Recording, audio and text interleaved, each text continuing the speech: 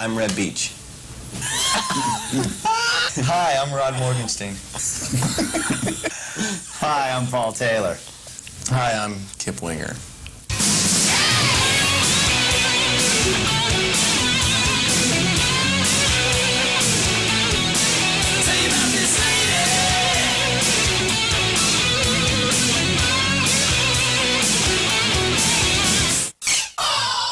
If Reb and I write a song, we both sit down and jam out a song. And if Paul and I write a song, Paul will give me an idea, I'll work on it, give it back to him, he'll work on it. And Paul and I kind of have this relationship where we work separately together, and Reb and I work together. And Rod wasn't there for the first album, so now we have yet to work as a band to write a song together. That's how it's worked up until now, but you know, we'll all sit around and jam out an idea in a rehearsal studio or something, and then sometimes it takes 5 minutes to write a song, and sometimes it takes 7 months. But it never takes 1 week or 2. It either takes 5 minutes or 7 months.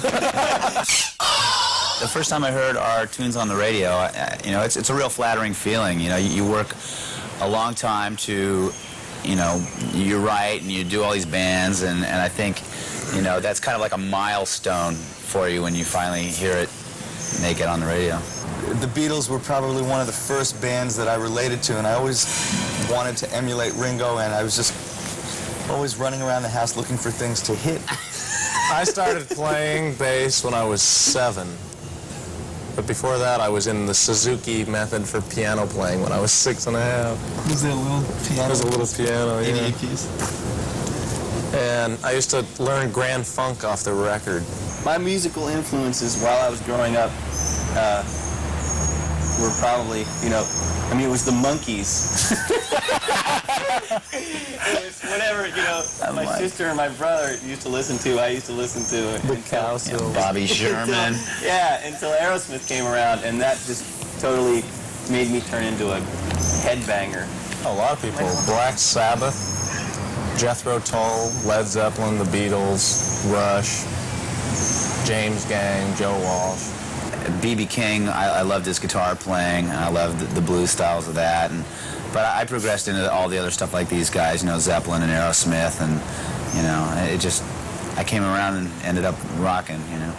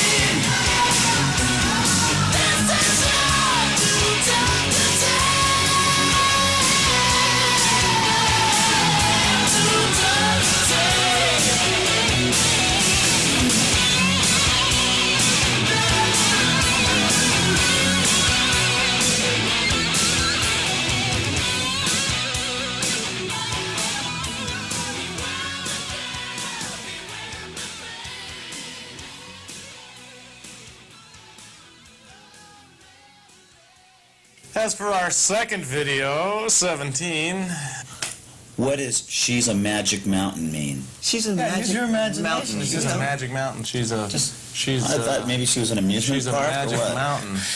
She's a Disneyland. Just like a big, like a big ice cream mountain with She's- M&Ms on it. There you go. Yeah. Good. She's sweet. I would like to put it on record that I made a conscious decision not to play my bass all the way through this video, and when we play it live, I actually do play the bass. I just didn't think it was important at the time. I mean, they were playing the record, and I heard the bass part, so You I know what? thought I'd be more expressive. We could put this all onto Mark, the video director, because I remember him saying over and over, don't worry about your parts. Playing. Yeah. Just have fun with the video. You know why? Because, like, when I play guitar, I make these faces that look like, I'm having a convulsion or something. I'm having a heart attack or something. It's like, so horrible, And so I was really actually playing the parts, and Mark told me, just don't play the parts because you look really ugly. Now, I had a similar problem happen with the video. Not problem, it was just a funny situation. When I play, I apparently smile a lot because I enjoy playing, and I make funny kinds of faces that I'm not aware of at all. Like this. He actually talks when he drums. I groan. He groans. He goes... In the studio, one time he was doing a record, they actually put a mic on his mouth. And taped my mouth shut for the rest of the recording. I had gaffer tape across my mouth. Seriously.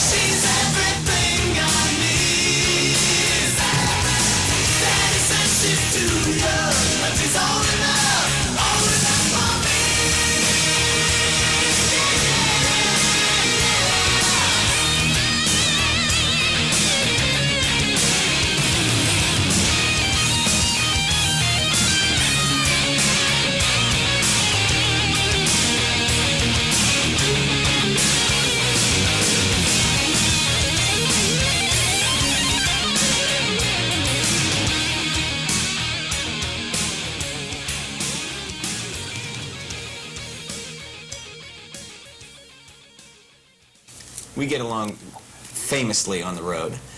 I think For better or for worse. one of the It's things really is that we all opulent. go off and do our own things every once in a while, you know? Like, we get to the gig and I take my skateboard and just go into the, concession stand and fly around there for a while, and then, Paul does his thing with his keyboards and Kip and their writing, and, everyone has their own thing that they do. So in other words, while we're writing, he skateboards. I'm skateboarding. You can't have one without the other. You have to play in the studio and you have to play live. You have to do both. In rock and roll, if you're doing some other kind of music, then you wouldn't. You could sit home and do your weird thing, but if you're doing rock and roll is about people and the interaction of a band and the people to the band, and it's all this thing that you have to do. So the only reason you're in the studio is to keep it fresh when you're out on the road. The great thing about studio, though, is anything you're doing is forever. The tracks are always there and they don't have a bad night, And then on the opposing side, playing live, you have those nights where, you're just on the edge because, things are going wrong maybe, or, and you got to get through it one way or another and keep the show going. So it's an excitement that you don't get in the studio.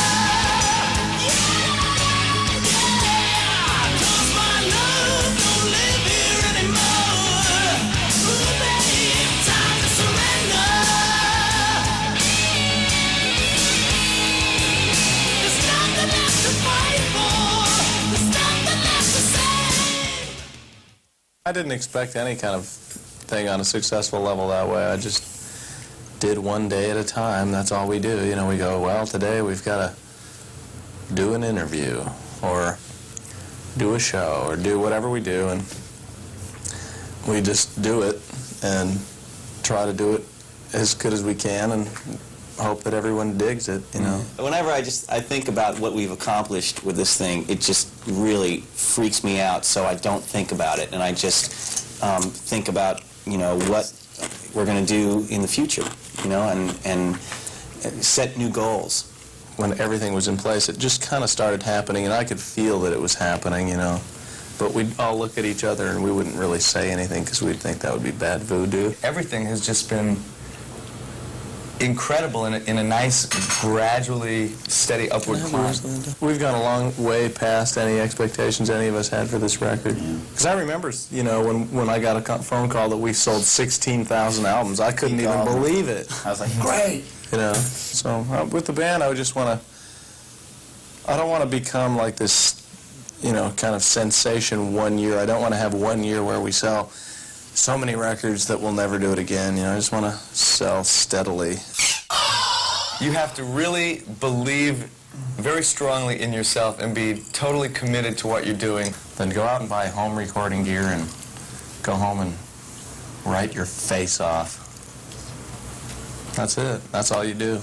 And then you get your songs out there. You could be in no better position than to have 20 excellent songs, whether it be that you're going to sell them to somebody else or you're going to use them for your own thing. You have to kind of get out, not necessarily be playing, but you have to get out and hang out in the kinds of places where successful musicians and producers and those kind of people are known to hang out. I think connections are a really big part of the whole thing. It's totally how I've pretty much done it throughout the years. I've just been a socialite. When it's really true. I was where things were happening, they knew I was equipped and they knew I was in town and ready to go. There's been a couple times I know where I've looked in the in the cupboard and it was totally bare and I didn't know where the next buck was coming from. But So he came to me and said, hey, can I borrow some money, man? He's like, drink oh, I got the coffee same on problem. him You're the like best us. in the world. If you have a bad attitude, you're finished, I think, at least in the initial stages. Once you're established, then it's okay to have a bad attitude. But while you're working towards the goal, when it gets out that you're easy to work with, as well as being a good player or, you know, a talented person, it's really going to work to your advantage.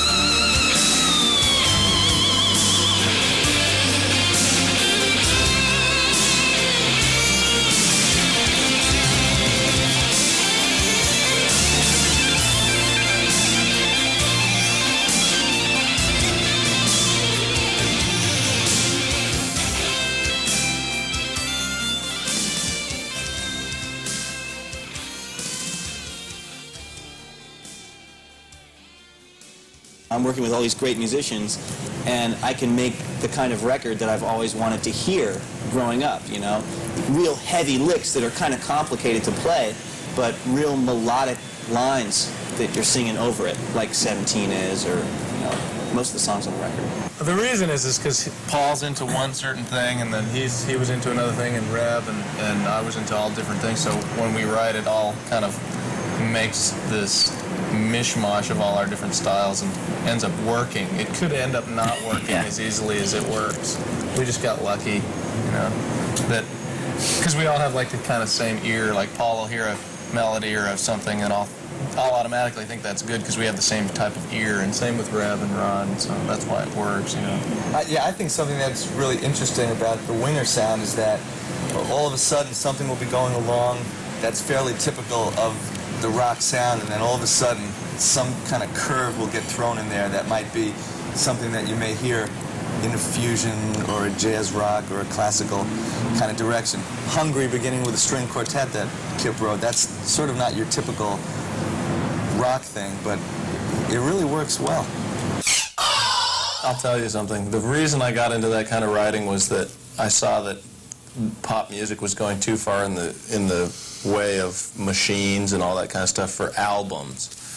And so it was like the Beatles used to do live symphony and stuff like that, and that there was nobody left that really wrote like that anymore. All my favorite producers could score out stuff, and that's really the reason why I learned how to do it, you know, like George Martin and Bob Ezrin and those guys can all score, and so I thought, you know, our producer Bo taught me one thing: never leave yourself at the mercy of anyone, and so that's kind of been my rule through life, you know, and just, you can never learn too much stuff.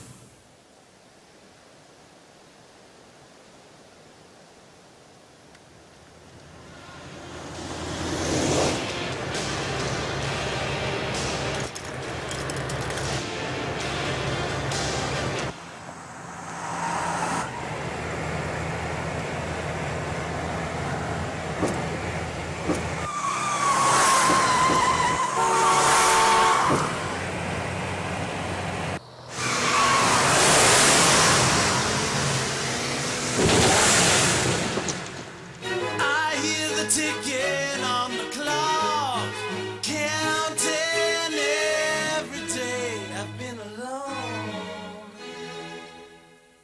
How long before you're coming back? If I don't see your face, I'll turn to stone.